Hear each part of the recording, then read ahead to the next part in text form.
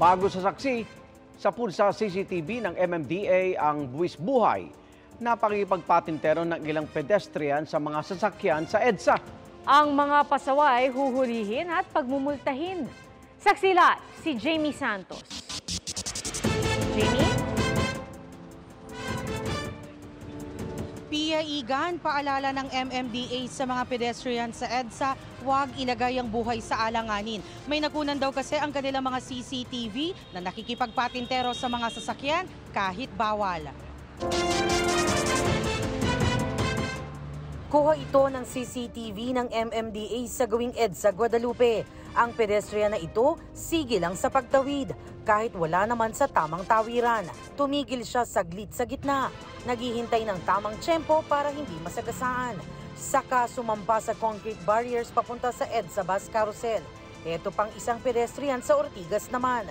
Mabilis na naglalakad patawid ng EDSA papunta sa carousel. Ipinost ng MMDA ang video sa kanilang Facebook page, sabay paalala sa publiko na huwag makipagpatintero sa mga sasakyan. May araw pa sa mga kuha ng MMDA. Pero kahit sa gabi, meron pa ring mga tumatawid mula sa carousel papunta sa sidewalk gaya sa kuhang ito malapit sa intersection ng EDSA at Quezon Avenue. Sa aming pag-iikot ngayong gabi, nakita naming may itinatayong footbridge malapit sa Quezon Avenue EDSA Bus Carousel Station. May nakunan din kaming mga commuter kaninang rush hour na tumatawid sa EDSA.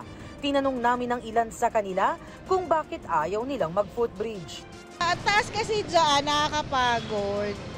So, ito, fastest way, pero kahit medyo delikado, yun yung fastest way. At least makakarating kami agad doon. Minsan nakakalimutan yung pedestrian tsaka mas mabilis pag dito sa ilalim. Ang mga mahuhuling mag-jaywalk bukod sa masisita, may karampatang parusa. Bawat lungsod, may kanya-kanyang ordinansa kaugnay sa jaywalking o pagtawid sa maling tawiran. Sa Quezon City, halimbawa, sa mga first offense na may fines po ng 500 pesos and or 3 hours community service. Then sa second offense naman is 1,000, sa third offense 1,500 with or 3 hours community service. Ayon sa MMDA, madalas itong mangyari sa EDSA kapag tapos na ang duty ng kanilang mga enforcers sa gabi. Ang duty po ng ating mga enforcers ay up to 10 p.m. lamang. Pag naman po yan ay nakita ng ating enforcers during time ng duty, ay sila po ay hinuhuli at tinitikitan. Gayunpaman, patuloy daw nila itong binabantayan gamit ang CCTV cameras. Patuloy raw ang tulungan ng MMDA at Department of Transportation na siyang nangangasiwa sa EDSA Bus Carousel para sa pagtitiyak ng kaligtasan ng mga commuter. May mga ongoing po tayo na mga manlift na ginagawa sa kasalukuyan. I think 6 yung ongoing. Iyan po ay pinondohan ng DOTR. Pia Igan, ayon sa MMDA at sa Quezon City Traffic and Transportation Management Department, ang paggamit ng tamang tawiran at ang tamang pedestrian ay makakaiwas ang mga pedestrian at commuters sa aksidente sa kalsada. At live mula rito sa Quezon City para sa GMA Integrated News, Jamie Santos ang inyong saksi. Sa gitna po ng mahal na petrolyo, may 2 petisyon ngayon para itaas ang pamasahe sa jeepney. At may parehong paramdam din daw ang ilang bus operator. Saksi, si Joseph Moro. Tuloy ang biyahe ng ilang pampublikong sasakyan kahit walang preno ang taas presyo sa petrolyo. Ngayong taon, 5 to 13 pesos na ang iminahal ng petrolyo kada litro. Pero sa Bulacan, suko na raw sa oil price hike ang nasa 30% ng mga kasapi ng Pulilan, Plaridel, Malolos Jeepney Operators and Drivers Association. May hindi na namamasada, ang iba naman, dump truck na ang minamaneho. Sana po, dagdagan po yung pamasahe para po kahit paano makatulong po sa aming mga driver at operator. Kung hindi na po magbabago yung diesel natin, mga 15 man lang po, minimum natin. 12 pesos ang minimum ngayon sa traditional jeepney. Ang hirit ng ilang transport group, dagdag na 2 pesos. Magpepetisyon din sa LTFRB ang pasang Mazda, 1 peso provisional increase naman ang hihingi nila. Yung piso provisional, then kung tataas pa hanggang December, we will ask for another 1 peso increase na naman siguro. Kung magmura naman daw ang diesel, pangako ng pasang Mazda, ibabalik daw sa dati ang pamasahe. Ang diesel ngayon na nagpapatakbo sa mga jeepney, nasa 59 to 72 pesos sa Metro Manila. Ang gasolina at gas, 80 pesos o higit pa ang pinakamahal ngayon. Para babawi lang tayo. Mag-give and take situation lang kailangan natin. Dahil dalawa ang isasalang na fair hike petition sa LTFRB, payo ng ahensya pag-isahin ang mga ito. Kami mismo ay nahihilo kung ano talaga ang kagustuhan ng mga transport groups. Malaki raw ang tsansang pagbigyan ng isa sa mga hiling pero may kailangan daw dapat gawin. Kukonsultahin ho namin ang consumers group ang NEDA. Kasi pag nag-issue ka ng fair hike, it would probably cause inflation. Ayon sa Land Transportation, Franchising and Regulatory Board o LTFRB, kung mapag-iisa ng mga grupo ng mga jeep ang kanilang petisyon, pinakamaaga na makapagdedesisyon ng LTFRB kung tataasan ang pamasahe o hindi ay sa susunod na linggo. Ang petisyon namang pisong dagdag pasahe tuwing rush hour, iniatras na raw ng mga transport group kaya ibinasura rin ng LTFRB. Pati mga bus sa Metro Manila at probinsya, hihirit na rin daw ng dagdag pasahe bagamat iniisip pa raw kung magkano. Kailan nag-umpisang mag-increase kami ng diesel, nasanay na kami, baka mamaya next week meron na namang kasunod. Ay kailangan na, oo. Naku, hirap na nga kami. May ayuda naman sa ilang tsuper. Ngayong linggo nga target ipamigay ang 2.9 billion pesos na fuel subsidy sa kanila.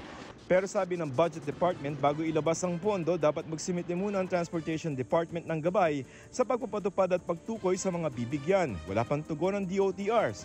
Sabi naman ng LTFRB, We have an existing mechanism that was built during the pandemic. Naka-enroll na po yung mga transport services na pagbibigyan. Pero sa huli, ang lagi nag-a-adjust sa pabago-bagong presyo at pamasahe, mga commuter. Pag nagtaas, siyempre mas mahirapan po. Mas mahirapan po. Anong gagawin mo? Magtitipid ka ba? Oo, magtitipid na lang po. Saan? Sa pagkain po siguro.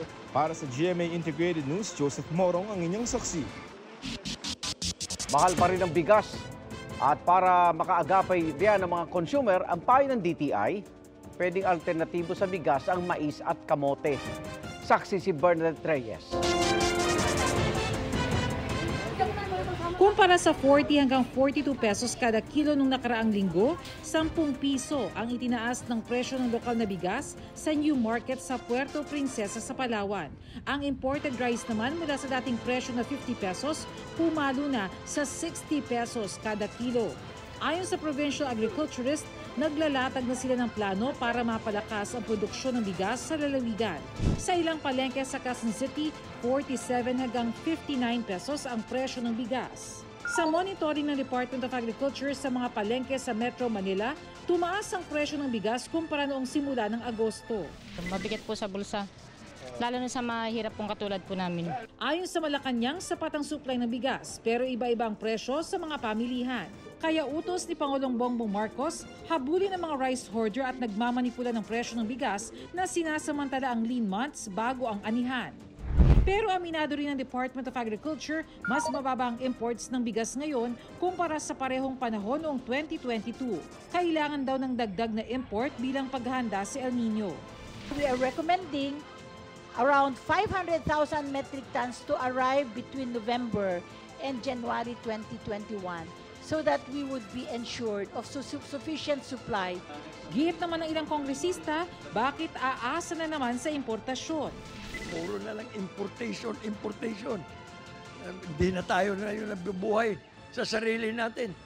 Dati tayo pa nag-i-export. Ngayon, import na lang ng import ng lahat. Pinalalakas naman daw ang produksyon ayon sa DA, pero hindi raw ito kayang gawin agad-agad. Kasama sa pinag-aaralan ng climate change at paglilipat ng production mula wet season patungong dry season.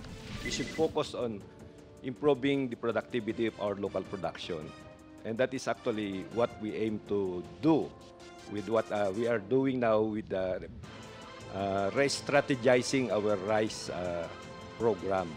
Ayon naman sa DTI, isa sa ginagawa para mapababa ang presyo ng mga produktong pang-agrikultura ang pag-link sa mga magsasaka sa mga supermarket. Kaugnay sa mataas na presyo ng bigas, may ginawang pag-aaral noon sa UP tungkol sa paggamit ng kamote at white corn bilang alternatibo sa bigas. Pero kailangan pa itong pag-aralan.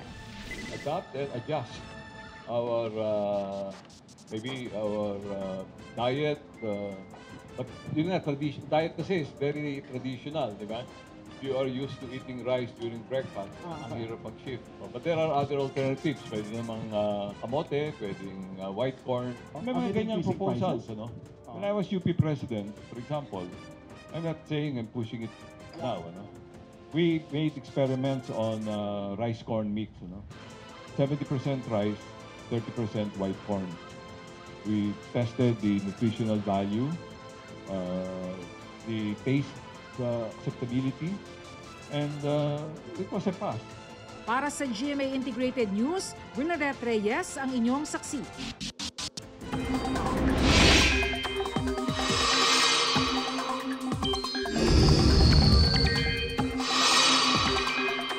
Nasa danger level ang heat index o damang init sa ilang bahagi ng bansa at ganoon pa rin pababukas.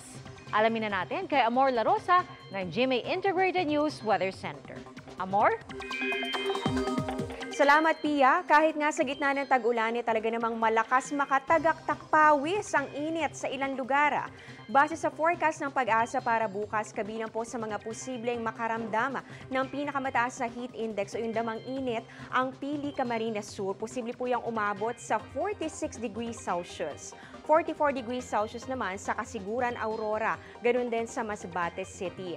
Habang 43 degrees Celsius dito po yan sa Baler, Aurora at ganun din sa Lawag City sa Ilocos Norte. Habang dito naman sa Metro Manila, inaasahan po natin posibleng umabot yan ng hanggang 40 degrees Celsius. So kung mapapansin po ninyo mga kapuso, puro sa Luzon po yan, mainit dito dahil hindi halos ramdam yung epekto ng habagat ngayon sa halos buong Luzon, maliban na lang sa southern portions. Ang ganito katataas na heat index, posible po yung magdulot ng heat cramps o heat exhaustion. At kung matagal po kayong mababad sa initan, posible rin ang heat stroke. Kaya doble ingat at uminom ng maraming tubig.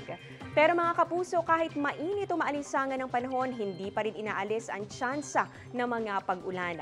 Base sa datos ng Metro Weather, may mga pag-ulan po bukas dito yan sa ilang bahagi ng Central Luzon, ganoon din sa Cordillera at maging dito sa Isabela. Inaasahan din natin may mga pag-ulan dito yan sa Palawan, Mindoro, ilang bahagi ng Calabarzon at pati na rin dito sa Bicol Region.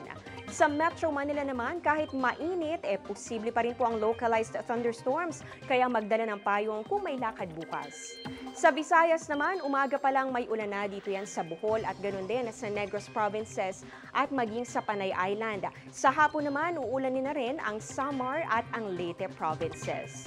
At kung taga Mindanao naman, maraming lugar din po ang uulanin bukas, lalong-lalo na sa Zamboanga Peninsula, Northern Mindanao at Caraga. At mga kapuso, may heavy to intense rains ulit at kung ilang araw na po kayong inuulan dyan, posibleng lumalambot na ang lupa kaya maging alerto sa banta ng landslide o kaya naman ay pagbaha. At yan ang latest sa lagay ng panahon. Ako si Amor La Rosa. Ito ang GMA Integrated News Weather Center. Maasahan anuman ang panahon. Nagbabala ang Department of Finance na bibilis ang inflation kung papayagan ang 150 peso wage hike na isinusulong ng ilang grupo. Kinwestiyon din sa Senate hearing kung bakit Chinese contractors na kinukuha sa ilang proyekto ng pamahalaan. Saksi si Sandra Aguinaldo. Madalas sabihin, nakakadagdag trabaho ang mga infrastructure projects. Pero nang mag-inspeksyon ng Coast Guard at Bureau of Immigration itong Biyernes sa mga barkong nagtatambak ng lupa sa Manila Bay, mga dayuhan ang karamihan ng dinatnan. Bureau of Immigration over. Lumabas na mahigit 400 Tsinong nasa iba't ibang barko sa Manila Bay ang kailangang iproseso ng mga taga-immigration. Wala mang partikular na proyektong binanggit sa Senado, may di nalalayong tanong na inungkat si Senate President Juan Miguel Zubiri. Pwede raw bang hindi ipagawa sa Chinese contractors ang proyekto ng pamahalaan? Makes no sense for us to give billions of pesos to a Chinese contractor, state-owned, who will bring the profits back to China para niluluto natin ang ating sarili sa sariling mantika. Paid by Filipino taxpayers' money. Inungkat din sa budget briefing sa Senado kung bakit contractor ng China ang nabibigyan ng proyekto. Gayong may ibang bansang mas malaki raw ang itinutulong sa Pilipinas sa ilalim ng Official Development Assistance o ODA. China accounted for a mere 0.8% of the estimated $13 billion received. NEDA statistics po ito, Mr. Chair, SP. While, for example, Japan, on the other hand, accounted for 40.3% of the total. And in that list po, China also trailed Australia, South Korea, the European Union, and France. Potential impact on the economy for possible delays in the projects that will be affected. And of course, we have to shift to the financing for those projects that have been requested from China. Because of the huge list or the long list of infrastructure projects that we want to do. We're running out of workers in the Philippines. We need foreign workers, maybe Indian workers, Chinese workers, etc. I think we all have to stand up for what's happening in the West Philippine Sea. At kaugnay pa rin sa mga manggagawa sa bansa, tinanong ang mga economic managers kung pwede bang magpatupad ng 150 wage increase. Babala ng Finance Department, baka tumaas ulit yung inflation. Wages could be passed on by businesses, industries, and other institutions to consumers. Mas marami pong maapektuhan. Kinwestiyon din sa mahigit 7 oras na briefing kung bakit higit na malaki ang pondong nakalaan sa flood control projects kumpara sa pondo ng sektor ng agrikultura, gayong prioridad ng pamahalaan ng food security. Para sa GMA Integrated News, Sandra Aguinaldo, ang inyong saksi.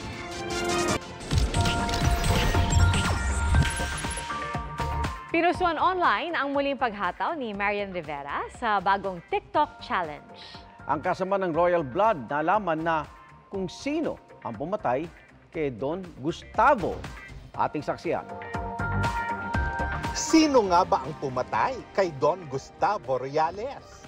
Tanong na hanggang ngayon, palaisipan pa rin sa mga manunood. The mystery continues, pero hindi para sa cast ng hit mystery murder series na Royal Blood. Sa final script reading kasi, inireveal sa kanila ang tunay na pumatay sa karakter na ginagampanan ni Tirso Cruz III. Inaantay namin lahat, malaman kung sino talaga yung pumatay. Kasi dito talaga umikot yung buong kwento. Present din sa big reveal si GMA Senior Vice President Annette Gozon Valdez. Kaya nga talagang I made it a point to fix my schedule na nandito ko kasi gusto ko talagang malaman sino ba talaga ang pumatay kay Gustavo. Matapos ang big reveal, pumirma ang cast ng non-disclosure agreement. Paano kaya nila maitatago ang malaking sikreto na ito? Hindi ako talaga magsasalita. Kakalimutan yung araw na to. Gusto namin ma-experience talaga nila yung joy of discovering, di ba? Kung sino yung pumatay up to the very last minute. The Queen is back for another TikTok challenge. Sumabak si Marian Rivera sa It's Plenty Dance Challenge kung saan makikita ang pagka-flexible ni Yan Yan. Mahigit 29 million na ang views nito. Para sa GMA Integrated News, Lar Santiago ang inyong saksi.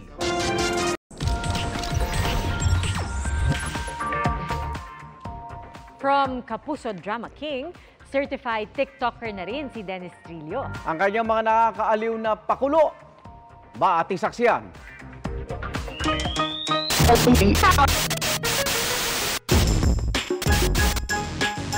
Mula sa mga pagtumbling at split. Ba't malungkot ang beshi ko? Kasi malungkot ang lola mo. Video na tila may superpower siyang mabilis magpalit ng damit. Failed Dance Challenge.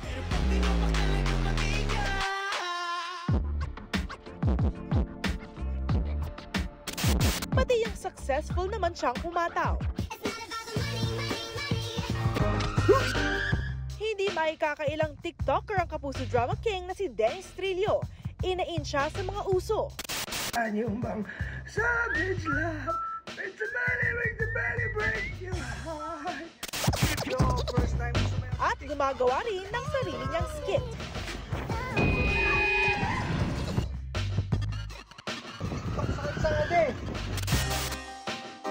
Sinishare din niya ang iba't ibang bahagi ng kanyang buhay. Iya ako eh. Pero on my way to dating. Happy may surprise para sa kanya sa taping set na upcoming series nila ni Bea Alonzo na Love Before Sunrise. Ang nakakakilig na moment nila ng asawang si Jenryn Mercado habang umuulan ng snow. Pati moments kasama ang kanilang pamilya.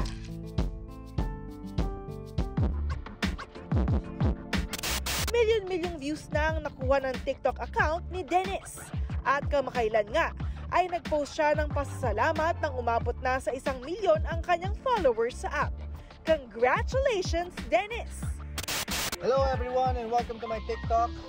I'm back from Japan and now back to work. Para sa GMA Integrated News,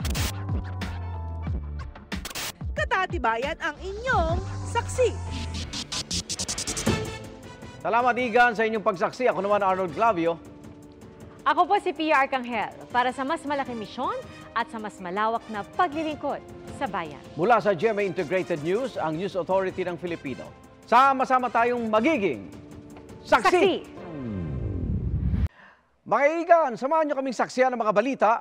Mag-subscribe sa GMA Integrated News sa YouTube. Para sa mga kapuso abroad, samahan nyo kami sa GMA Pinoy TV at sa www.gmanews.tv.